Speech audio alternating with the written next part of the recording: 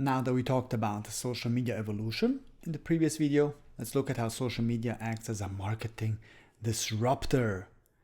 Here's an image from your book. As we talked about earlier, we have here the social media usage hours daily. That's per day, remember? 2 hours, 20 minutes per day people are using it. Let's compare it with, for example, being on the web, being on the internet in general, over 6 hours, almost 7 hours. And if you look at these stats, social media alone takes a lot of time, okay? Almost as much as watching TV, but it's way more interactive, personal, targeted, and everything else as well. So they're all competing for that same attention of ours and the limited time we have. So from a marketing perspective, we're not just competing with other brands, we're competing with everything you see on the screen. Think about it. You're competing it with watching TV, competing it with reading press, reading media, competing it with radio. If you paid attention, there's a typo here, but this image is straight from your book. So please don't hate me. Hate the, how do you say again? Don't hate the player, hate the game or something. Competing with podcasts, competing with video games, 1 hour video gaming on average per day. You might be thinking, hey, I don't play games at all. Or you might be thinking, hey, these are rookie numbers. I have a World of Warcraft level 1000 character. I play way many more hours than that. Exactly, there's just an average. So everybody's competing for the same attention. So that's why understanding the attention and how to capture it is so important in social media marketing. Before we move on, let's make sure we all have a shared meaning of the definition of social media. So your book defines it as a form of online communication, such as social media networking websites or blogs, through which users can create, share content, ideas, thoughts, and personal messages with the public. So the key part here is not just consuming, it's creating and sharing, which is new for everyone. Here, everyone is or can be the creator. This disrupts marketing, okay? When everyone can create and share, it completely changes how we communicate. So it shifts, okay? We didn't just change how we communicate, we changed how often, how fast, and how much. Think about it. It's always on. Somebody is always on. It's global. Somebody is always awake and posting something, posting a video, posting a text, posting a picture, whatever. It's always 24/7. From clicking to scrolling. We talked about the social media marketing evolution. I don't know if I mentioned it in the previous video, but think about it. The social media platforms were designed originally to be browsed on a laptop or computer. Only later it was made a smartphone first, desktop second. So it's always desktop, laptop first, smartphone second, or not at all in the beginning. So from clicking to scrolling, we're scrolling now. New languages were invented, if you will. We share memes with each other, short form content, vertical videos, mixing and matching, remixing, adding music on a tip of a finger button in a couple of seconds. That's brand new as well. Niche online communities through subreddits, Facebook groups, Discord servers, you name it. And anyone can reach everyone instantly, even with live streams, with posts, whatever. It creates this new feedback loop in real time where you can engage with people who have maybe similar interests as you, ask questions, ask for feedback, and reach them instantly. And it's a highly, highly personalized engagement, which can be positive or negative. This creates a lot of power for us consumers because we have an instant way of communicating with each other and with the brands directly. And it's free. This is not now it's obviously common. It's like obviously free to use. How are we paying? We're paying with our data. They're selling our data. And it's free to use social media. This was all at this scale impossible before the invention of social media. But this power shift made it possible. Power shift, what do I mean? Back in the day, big ad agencies who were literally working from skyscrapers, huge agency firms controlled the media, what we consume, when we consume it. These were ad agencies out of our reach. It's impossible for us, average folks, to create an ad on the TV and reach a lot of people. Okay. Now we can sit at home, browse on our phone, instant share our opinion, share a video of something, share our feedback of a product. It can have positive or negative connotations. This power shift is very important to understand. Let's look at an example. Your book talks about this example as well. United breaks guitars. If you know this example already, you'll be laughing already. Dave Carroll is a musician.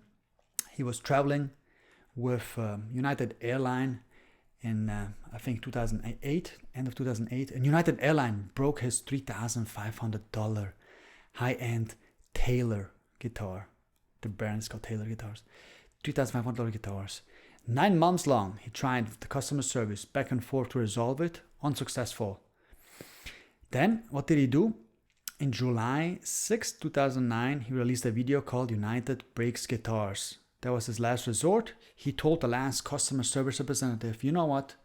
Because they kept putting the blame on someone else, he said, you know what? I'm going to release 3 videos on YouTube for everyone to see how you treat your customers, especially how you treat your luggage. So he made this parody movie with his broken guitar. If you pay attention here, the headstock is broken. It's here. That's the original guitar that was broken. He released 3 videos with the viral United Breaks Guitars. That's the first video of the 3 video series. He gained millions of views on YouTube very fast, which was for 2009, not a common. Million of views or 100,000 of views for 2009 is not common as now, as you might think. By now it has over 30 million views. But back in the day, it gathered, I think, 1 million views in a month, which was unheard of. Only after that, United offered compensation.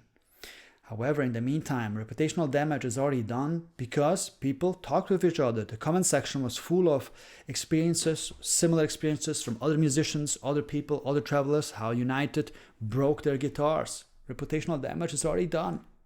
Dave, that's the musician, he declines the offer, requests a donation to a charity instead, because the event's so viral. He already got a response from Taylor, the brand, for a replacement. He already got invitations to TV shows. So Dave went viral and was invited to speak in TV shows, business schools, to public speak. He wrote a book about this whole experience and takeaways. And what are other marketing takeaways? Taylor Guitars, that's the brand from the guitars, made a video response only 4 days after the video went viral, or starting to get traction and viral, which was amazing. Good response, timely. This is the power we have as consumers and brands. Response video went viral as well, and they offered compensation, the new guitar for Dave. They offered help and resources for other people who have similar experiences or people who want to travel with guitars. They gave them tips and tricks, because you are officially, legally allowed to travel with your guitar on domestic flights. You can bring them inside the cabin, and they're not allowed to do anything about it because it's the law. You're allowed to bring it in. You don't have to check it in. You can bring it as a carry-on luggage. It's the law. And they recommend to print it out and show it to the airline workers. Offer Dave a new guitar. This was highly timely, customer focused, and very helpful. Highly good marketing response from Taylor Guitars. Reputational boost for Taylor Guitars. Check. This is the power shift. Power means also influence. Back in the day, from only companies, big money can influence what we think, what we produce, what we consume, what we do, what we like, what we don't like. Now it's shifted to consumers. You can make a video, you can make a post, you can make a review about a product you like or don't like, and it can have real world consequences. We at home see a review and might think, I think I need to avoid United Airline. United had a big reputational damage back then. Apparently the stock price that month went downhill as well a little bit, correlated a little bit with the reputational damage that was done for that incident. To end this, let's talk about user-generated content, which was the video. The United Breaks Guitars video is UGC. If you see UGC, marketing has a lot of acronyms you'll see in marketing. UGC is user-generated content. What does that mean? simply refers to any digital content produced, created, or shared by end users, which is all of us, on an online service or website. Consumers are here becoming content creators for brands on social media. We can write something good about it, something bad about it, okay? Careful, UGC, user-generated content, it's not only positive, because if you look up the term, it's usually positively correlated, but it can be negative, as we just seen. And it's used to create opportunities to showcase brands and build customer relationships. In fact, consumers trust content from their peers way more than they do any other form of marketing communications.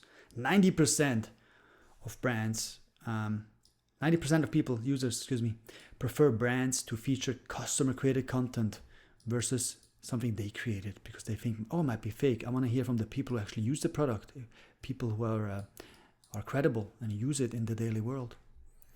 Trust, here's a trust in user-generated content over influence.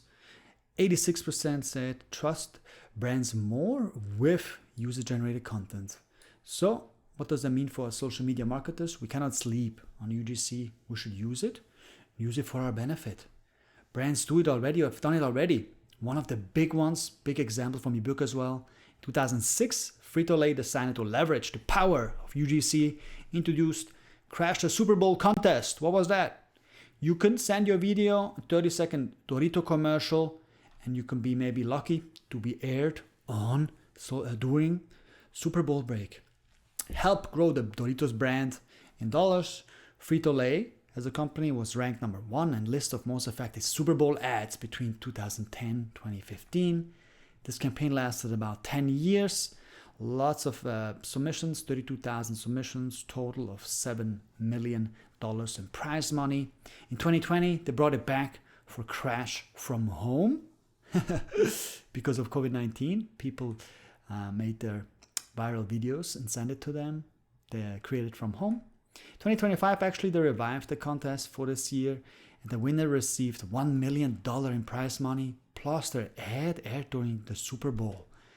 And that abduction, you can check the video out on YouTube, has almost 80 million views as of May 2026. So not just went viral, the name was out there, whoever created this ad, and it was aired during Super Bowl. Absolutely amazing. Win-win. Win for Doritos, win for the person who submitted it and won the contest. All right, in the next video, we'll take a look at some more metrics and acronyms. Because guess what? Marketers and marketing love to use acronyms, the keywords, if you don't know that by now. And you should know the most important ones as well.